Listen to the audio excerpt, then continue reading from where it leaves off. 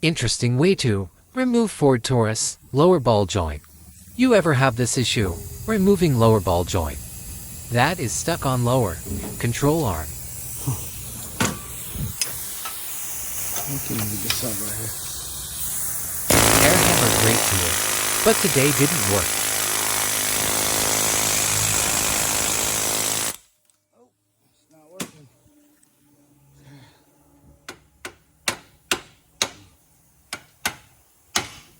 Using hammer to loosen up great, but this time didn't work. It's frozen. God, it's not working with this.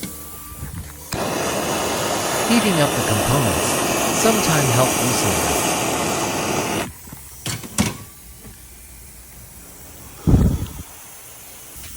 Oh man, I don't know why you could get. How can you get this ball joint out of this shaft? Oh man. Using Pitman arm tool, remove it worked great with this problem. Quick tips.